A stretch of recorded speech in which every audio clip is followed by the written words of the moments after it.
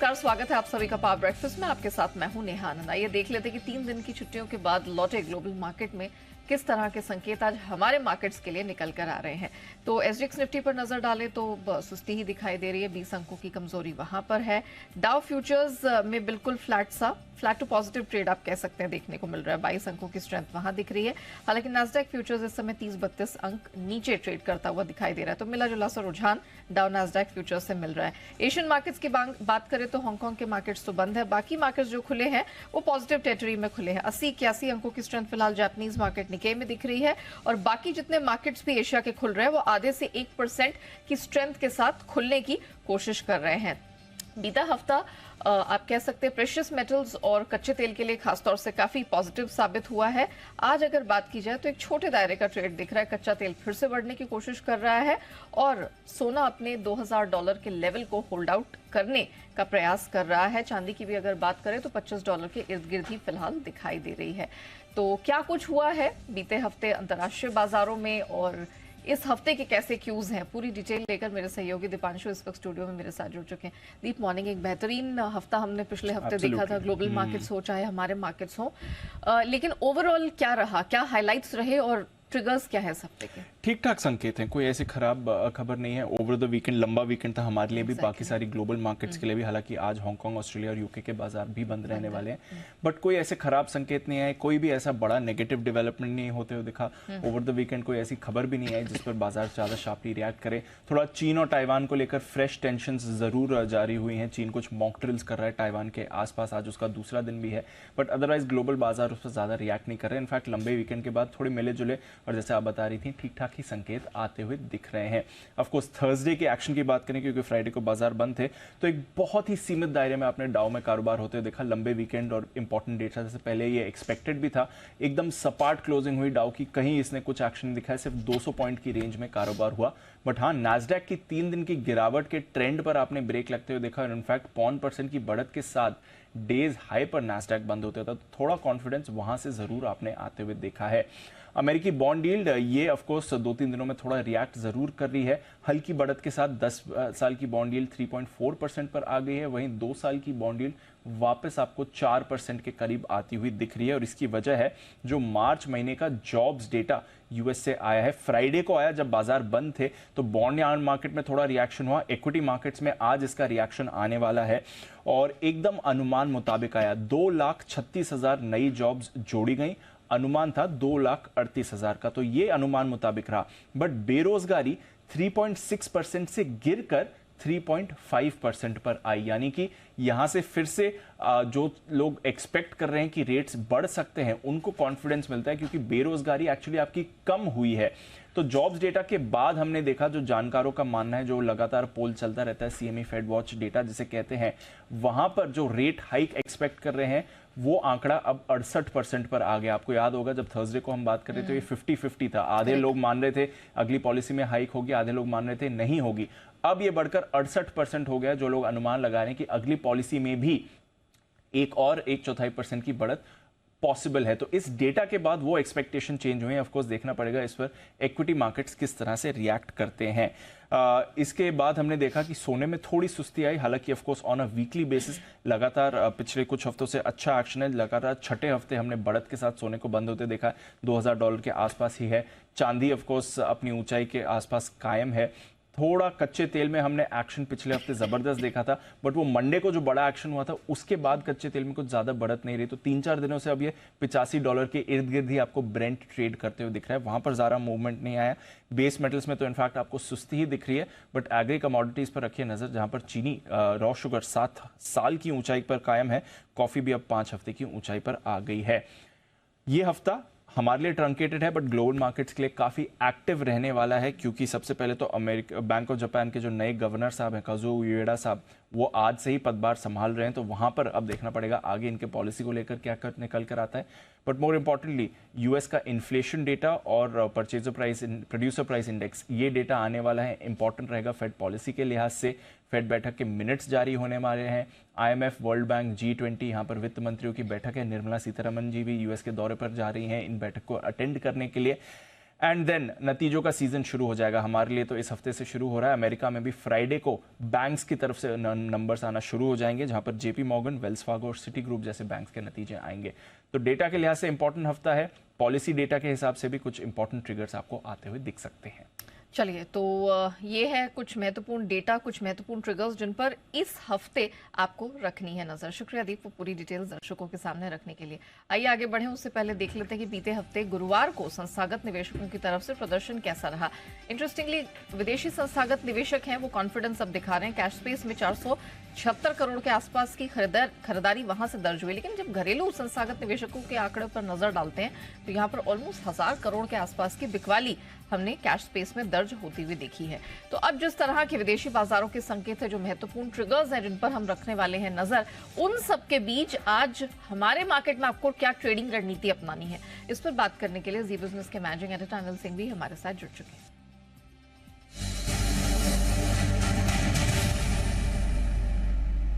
Anil sir, morning. कई दिनों के बाद आपसे फिर से मुलाकात हो रही है, तो अच्छा लग रहा है। Hope you had a good vacation. Sir बताइए, आज क्या ट्रेडिंग रेंज अपनानी है, कैसी एडवाइस होगी निफ्टी बैंक निफ्टी के महत्वपूर्ण लेवल्स? गुड मॉर्निंग यार, थैंक यू सो मच। और बिल्कुल हम छुट्टियों के बाद तरोताजा होकर मैं आज फिर से फुल फ्लेज अब से एक्शन में हूँ, और बाजार भी एक्शन में है ही। और पिछला हफ्ता भले छोटा रहा हो लेकिन मजबूत रहा है भारतीय बाजारों के लिए। पिछले 5-6 ट्रेडिंग सेशन काफी बेहतरीन रहे और धीरे धीरे बाजार मजबूती बढ़ाते हुए दिख रहे हैं। आज लंबे वीकेंड के बाद ग्लोबल मार्केट्स भी ओपन हो रहे हैं और हम भी खुल रहे हैं। ट्रेंड वही है, खरीदारी का ही है। बाय ऑन डिप्स का मामला है, उसमें कोई डाउट नहीं। उसमें कहीं कोई बदलाव है नहीं। सिर्फ ये है कि थोड़ी सी बढ़ने की रफ्तार हल्की फुल्की धीमी पड़ती हुई आपको नजर आ सकती है।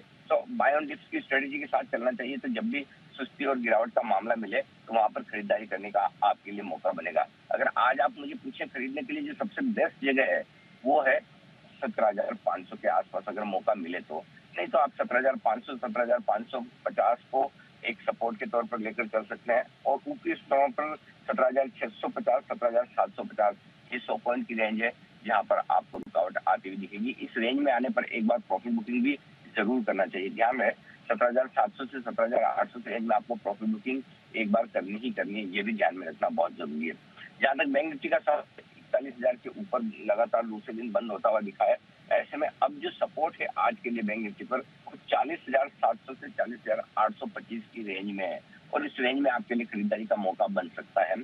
ऊपरी स्तरों पर 41,250 से 41,375 ये पहला टारगेट है जहां तक जाने की कोशिश बैंक निफ्टी की हो सकती है।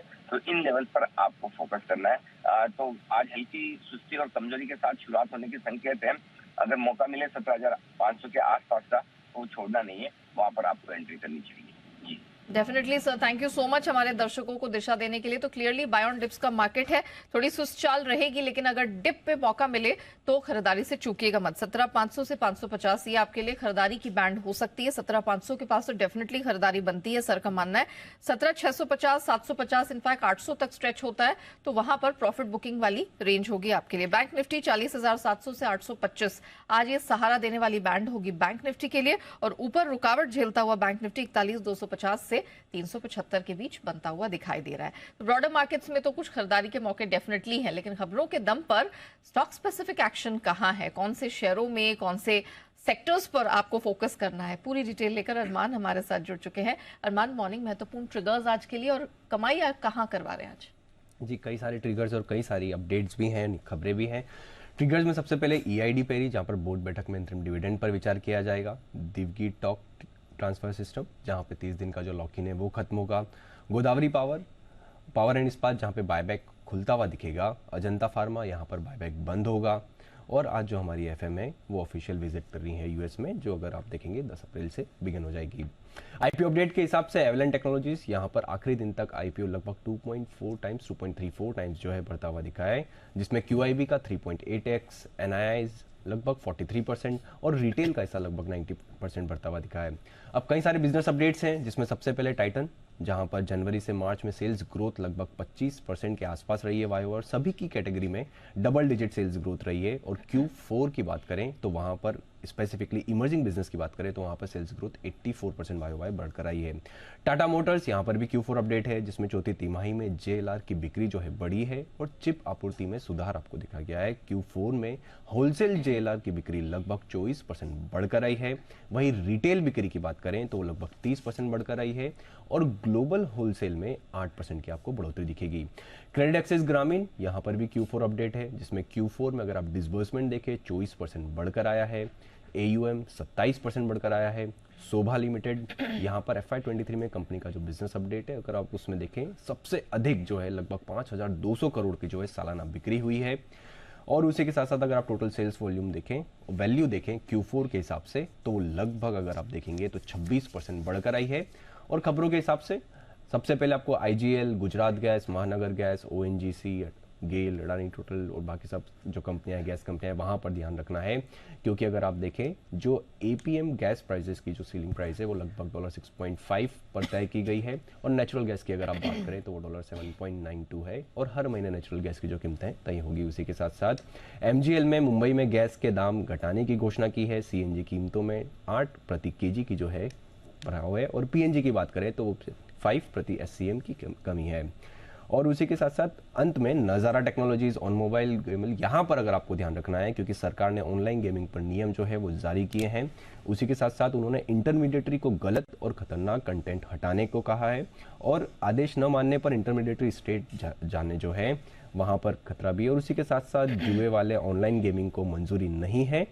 सट्टेबाजी, गलत सूचनाओं को रोकने में इससे मदद भी मिलेगी। चलिए, तो ये वो खबरें हैं, ये वो ट्रिगर्स हैं जिनके दम पर आज आप देखेंगे स्पेसिफिक स्टॉक्स में, चुनिंदा सेक्टर्स में एक्शन भरपूर देखने को मिल सकता है। शुक्रिया अरमान, वो पूरी डिटेल दर्शकों के सामने रखने के लिए। आइए जान लेते हैं कि बाजार पर एक्सपर्ट्स आपके लिए कौन खास रणनीति लेकर आए हैं और किन शेयरों में, किन सेक्टर्स में आज उनको कमाई के मौके नजर आ रहे हैं। सब पर बात करने के लिए सेंट्रम ब्रोकिंग के नीलेश जैन हमारे साथ शो में शामिल हो चुके हैं। नीलेश जी, मॉर्निंग। पहले तो ब्रॉडर मार्केट्स में बताइए, पिछला हफ्ता आप कह सकते हैं ऑल इन ऑल मजबूती का ही रहा है, क्या आज भी खरीदारी बनती है निफ्टी, बैंक निफ्टी, क्या रणनीति अपना है? वेरी गुड मॉर्निंग जी। बिल्कुल ठीक कहा आपने।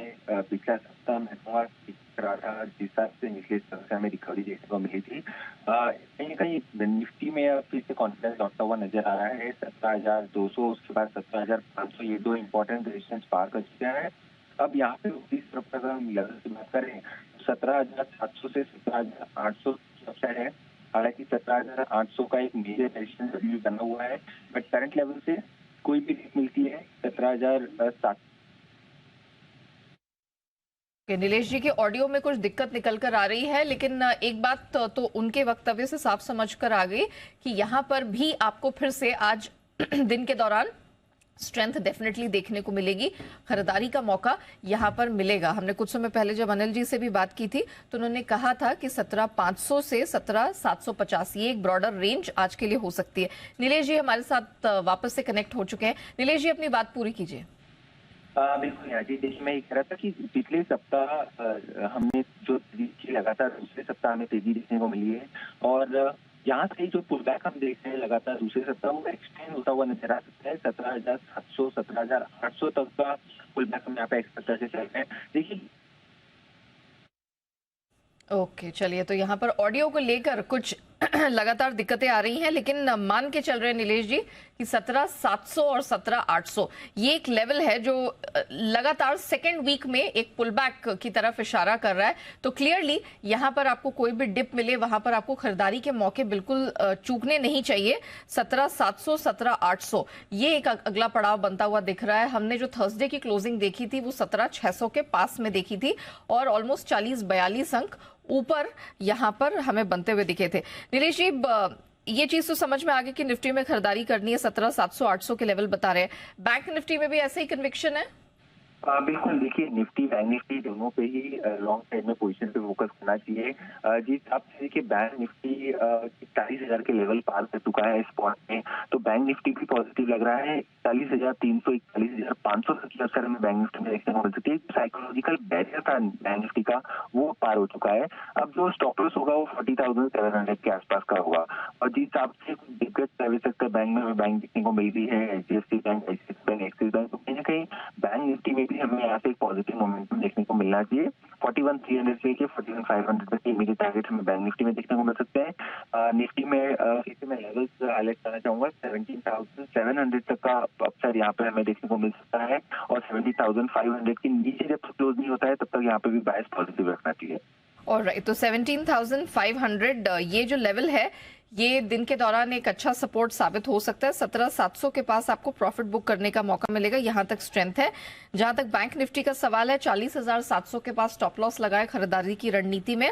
41,000 एक स्ट्रॉन्ग बेस की तरह फिलहाल आज साबित हो सकता है। 41,300 से 500 ये अपसाइड टारगेट दिखाई दे रहा है। अच्छा, अब नीलेश जी जरा बताइए स्टॉक स्पेसिफिक एक्शन किधर नजर आ रहा है?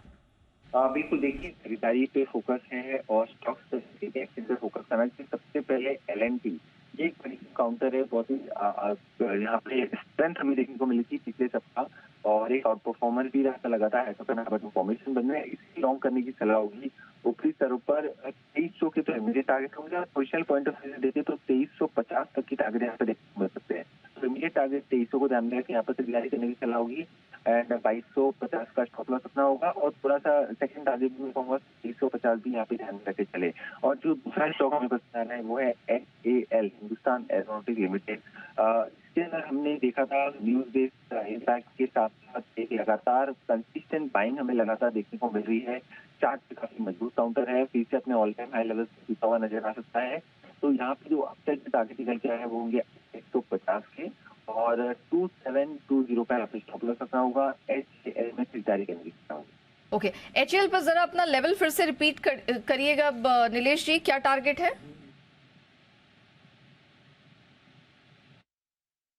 नीलेश जी के साथ संपर्क अभी इस समय टूट गया, लेकिन L&T और HAL इन दोनों में उन्होंने खरीद की रिकमेंडेशन दी है। 2350 तक का वो लेवल यहां पर बनता हुआ दिखाई दे रहे हैं। नीचे 2250 का स्टॉप लॉस लगाना है। 2300 टू 2350 ये टारगेट आज आपको देखने को मिल जाएगा और 2250 का 2250 का स्टॉप लॉस लगाकर चलना है L&T में जहां तक सवाल है। और HAL में भी वो लेवल्स हम उनसे एक बार फिर से लेने की कोशिश करेंगे, लेकिन खरीदारी HAL में भी बनते हुए नजर आ रहे हैं। तो HAL में भी आप डेफिनेटली खरीदारी करके चल सकते हैं। हमने देखा था कि बैंकिंग स्पेस यहां पर रियलिटी स्पेस, ऑटो स्पेस, ये कुछ ऐसे चुनिंदा स्पेसेस रहे हैं जहां से हमने खरीदारी का सहारा बीते हफ्ते आते हुए देखा है। लेकिन प्रेशर कहां से आता? आईटी वो स्पेस रहा था जिसने बहुत उठापटक दिखाई थी और प्रेशर हमने बीते हफ्ते वहां से बनता हुआ देखा। FMCG की बात करें, प्रेशर वहां से भी निकल कर आया है। और मेटल स्पेस हमने देखा कि इसमें भी बहुत उठापटक रही और प्रेशर हमने यहां पर भी बनता हुआ देखा है। चलिए, इक्विटी मार्केट में तो किस प्रकार आपको ट्रेडिंग करनी है, कहां नजर रखनी है, ये हमने जान लिया, लेकिन एक्शन कमोडिटी मार्केट में भी भरपूर रहा है। सब पर बात करने के लिए मोतीलाल ओसवाल के अमित सजेजा हमारे साथ शो में शामिल हो चुके हैं। Amit, good morning. पहले तो सोने चांदी पर फोकस कर लेते हैं। हम एक थोड़ा यहां से वापस से पुल बैक आता हुआ देख रहे हैं।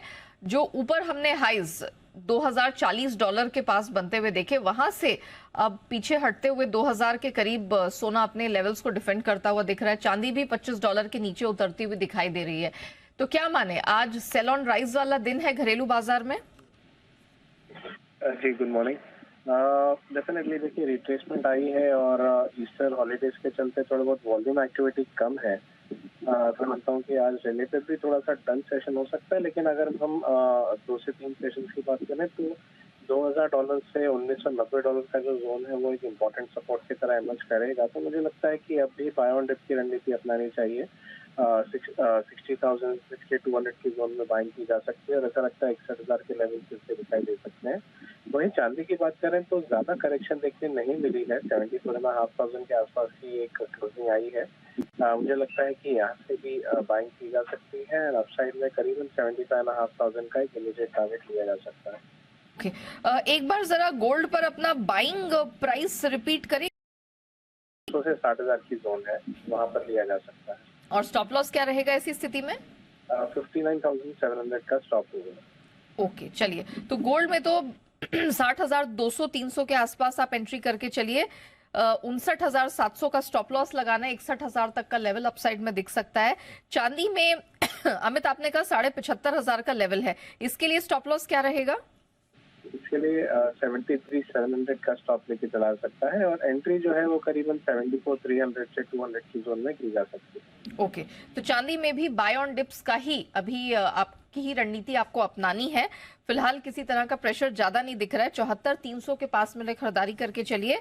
73,700 का 73,700 का स्टॉप लॉस लगाना है और ऊपर 75,500 $75,500 तक का टारगेट देखने को मिल सकता है। अच्छा, कच्चे तेल में क्या किया जाए? वो $85 का लेवल छूने के बाद बीते पूरे हफ्ते ये उसी लेवल के इर्द गिर्द घूमता रहा है, ना बहुत नीचे आया ना बिल्कुल भी ऊपर गया है। तो जरा बताइए यहाँ क्या किया जाए?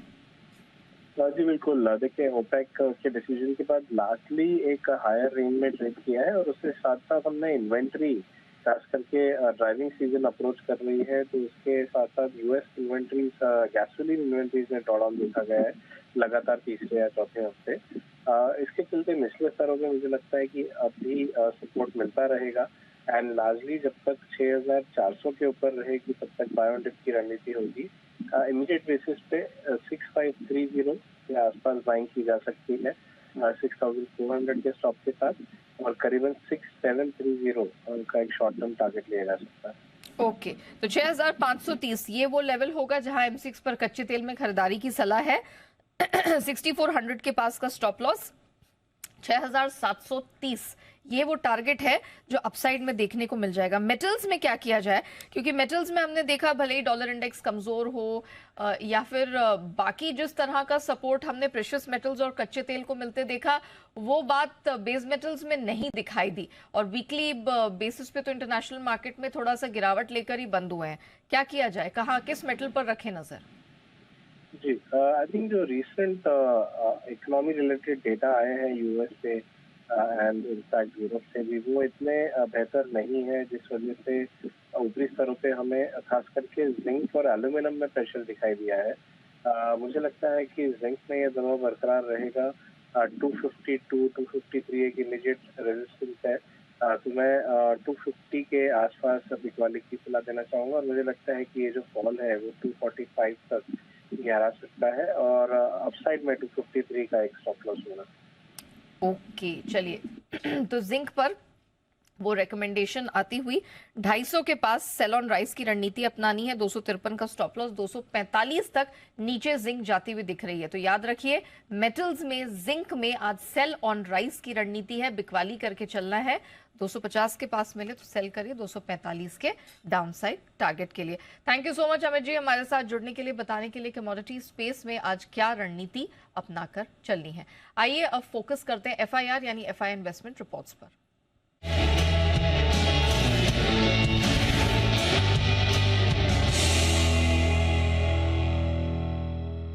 तो विदेशी ब्रोकरेजेस की किन स्टॉक्स पर, किन सेक्टर्स पर है नजर, पूरी रिसर्च डिटेल लेकर अरमान हमारे साथ जुड़ चुके हैं। अरमान, गुड मॉर्निंग, बताइए।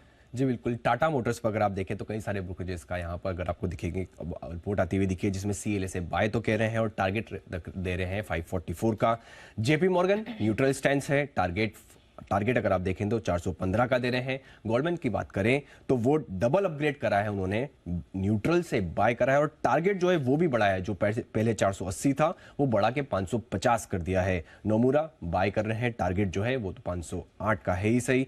मैक्वायरी यहां पर भी आउट परफॉर्म है और टारगेट दे रहे हैं 511 का। गोल्डमैन की अगर आप बात करें तो उनकी मारुति पर भी अगर आप देखें रिपोर्ट आई है, जिसमें अगर आप डबल डाउनग्रेड किया है उन्होंने, जहां से बाय था उसको न्यूट्रल कर दिया है और जो टारगेट है उसको भी घटा दिया है, जो लगभग 11,000 का था उसको घटाकर 8,800 कर दिया है। और अंत में जेफरीज की बात करें, जहां पर इंद्रप्रस्थ गैस में है, बाय कर रहे हैं और टारगेट वहां पर उन्होंने बढ़ाया है 475 से बढ़ाकर अगर आप देखें 540 कर दिया है।